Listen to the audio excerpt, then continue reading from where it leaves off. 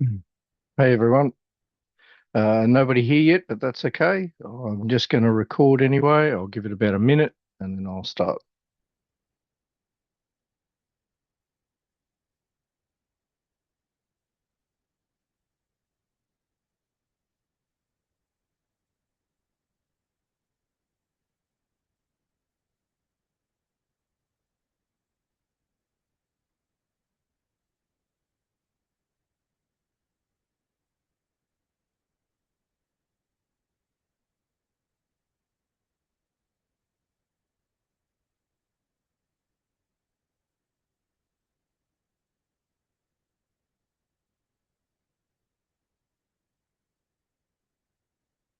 All right, I'm going to begin. So last time we had a bit of a talk, the part one, we went through a whole range of items. I'm just going to recap them quickly here. So one of them is horror is not gore. Um, Horror is not bad things happen. Horror is understanding enough to be afraid, but not enough to feel safe. Um, Next one was the four pressures. So, useful horror engine is danger, something can hurt us. Anxiety, we can't relax. Helplessness, our usual tools are not enough. Enigma, we do not fully understand it. We also covered off on trust before terror, session zero, and how it plays an important part in any horror game, whether it's a single session game or a campaign game. And obviously, the session zero horror contract. We then talked about horror flavors, so gothic, cosmic, folk, body, psychological, survival, occult, and social. Then we went through pacing as a pressure valve, calm, unease, clue, threat, relief, and worse, which led us into the lantern model. Operating in dim and flickering light is much better for all the players. Descriptions that scare, using words, smell, temperature, sound, texture, everything at your disposal as a GM to make it truly powerful. Then clues without bottlenecks. Um, Explained what that was. The horror cycle. So tombs, transgression, omen, manifestation, banishment, and slumber. The monster is not the true horror. Um, Really, the monster reveals some form of wound.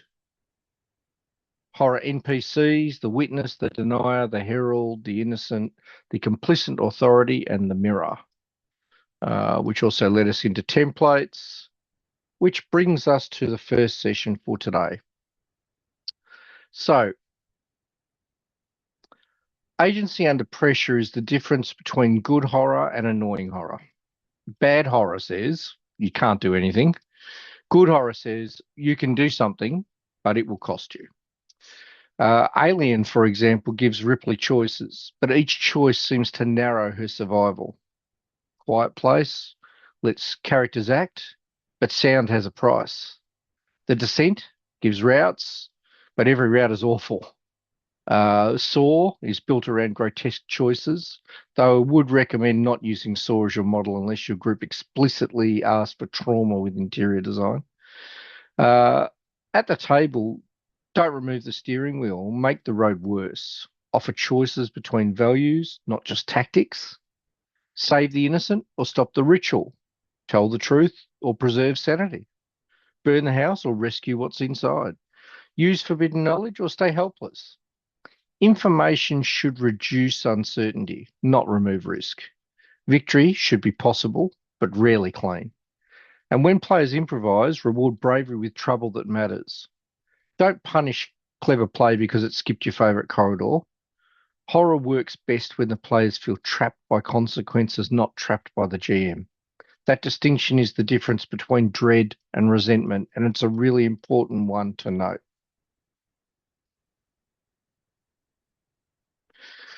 Our next slide is running the scene. So the GM's live tools, voice, silence, cuts, and focus. This is a live craft of horror. The Silence of the Lambs teaches quiet menace. Halloween teaches patience and focus.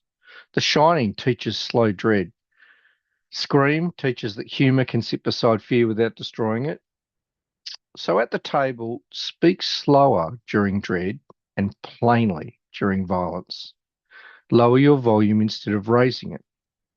Pause before the important detail. Make the players lean in. If someone says, "What was that?"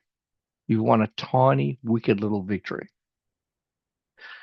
In addition to that, don't over narrate the monster. The more you explain it, the more it becomes a stat block wearing a Halloween costume. Give it a shape, give it a sound, give it a smell, a movement, and then let the players' imaginations do unpaid labor. This is one of the reasons Call of Cthulhu has survived so long. When the table jokes, don't scold them. Joking is often a good pressure release. Role players are basically raccoons with dice. They'll make jokes in a burning house. Let the joke breathe, then re-enter the horror with one ordinary detail that is wrong. The kettle is still whistling. None of you lit the stove. That's how you pull them back. Combat. Combat should feel like consequence, not sport. Not every fight needs to be balanced like a polite board game with fangs. Alien, The Thing, Halloween, and The Descent all show threats that don't fight fair.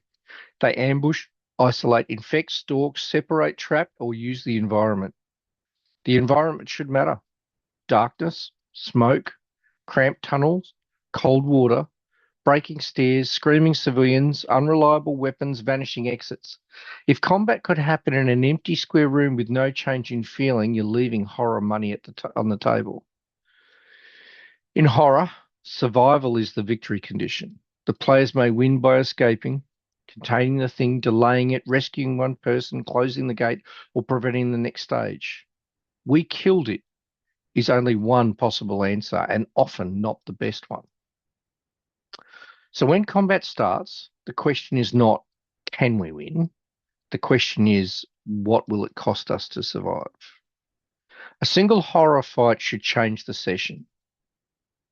Someone is injured, something is revealed, a safe place is lost, a resource is spent, or a character becomes certain that the rules of the world have changed. That is combat as consequence. Endings, the final image. Horror endings should linger after the dice stop. They do not need to answer everything. In fact, over-explaining a horror ending is like explaining a joke while wearing clown shoes. Technically possible, but spiritually damaging. Think about The Thing, where uncertainty survives. The Shining leaves an impossible image. The Blair Witch Project leaves a simple, horrible final posture. The Ring leaves the sense that the curse continues. Invasion of the Body Snatchers, a classic old one, leaves recognition too late. For games, endings usually fall into a few shapes. Escape, they survived but brought something with them. Revelation, they finally understood too late. Sacrifice, something precious holds the door shut. Containment, the evil sleeps but does not die. Or terrible victory, the PCs win by becoming changed. Resolve the immediate action, but leave emotional residue. In on an image, not an explanation. The final description should be simple, concrete, and wrong. A child humming the cult song. A sealed door breathing. A survivor's shadow moving half a second late. The old well full of fresh flowers. That is the last taste of the session. Make it bitter enough to remember. So I did have a design exercise here. I'm going to go through it. This is a 10-minute horror seed. The goal is not to build a full campaign. The goal is to create something playable. I'd suggest for you to start with one sentence for the premise, then name the transgression. What line was crossed? After that, create 3 omens. Omens are the horror knocking politely before it starts taking the hinges off. Then choose one horror NPC, witness, denier, innocent, or mirror. Add one clue that increases fear, one costly choice, and one final image. Encourage people to steal structure, not plot. Alien gives us the unknown is brought inside. Jaws gives us truth is ignored because it's inconvenient. Get Out gives us social discomfort becomes pattern, then trap. The Ring gives us a clue chain that spreads the curse. These are all things you can do to create your 10-minute horror scene.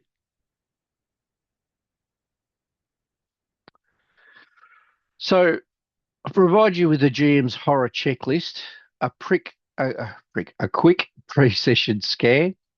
This checklist is the thing I want people to actually use. I use it myself. Imagine reading this 10 minutes before running your horror session. Have we agreed on boundaries? That is the trust. Do the PCs care about something? Alien works because Ripley is human before she's heroic. Rescuing a cat is one part of that. Is the threat more than a stat block? Jaws is a shark, yes, but it's also denial and public pressure. Are there multiple clue paths? The Ring keeps the investigation moving. Does pressure rise and release? Halloween understands patience. Can players make costly choices? The Thing is full of action under uncertainty. Do I have a final image? The Shining understands that one strange image can outlive a paragraph of explanation. If every answer is yes, you're ready to open the cellar door. If one answer is no, it's not failure. It just tells you where you need to prep. This is the GM101 version of horror prep, practical, clear, table focused. Not have I written a masterpiece, but have I created trust, pressure, attachment, choices, and consequence. That's enough. The players will bring the rest. They always do, the little chaos goblins. I want to close with the mantra because it's the whole lesson in 4 lines. Trust creates permission. Pacing creates dread. NPCs create attachment, and consequences create horror. In Alien, the movie, earns fear through attachment and pressure. Jaws earns it through pacing and denial. The Shining earns it through atmosphere and psychological collapse. Get Out earns it through social precision. The Thing earns it through paranoia and uncertainty. The Babadook earns it through grief made monstrous. Different flavors, but all the same lesson. As GMs, our job is not to bully players with darkness. Our job is to invite them into the dark and make every step feel meaningful. We give them enough light to choose, enough shadow to worry, and enough consequence that survival doesn't feel cheap. So the next time you run horror, don't start with the monster. Start with what the players care about. Then threaten it carefully, fairly, and with style. And remember, your goal is not to make the players afraid of the demon. That's easy. Your goal is to make them afraid of a perfectly ordinary door. Thank you. Go forth and emotionally damage your friends in a safe, consensual, and narratively satisfying way. Thank you for your time, everyone.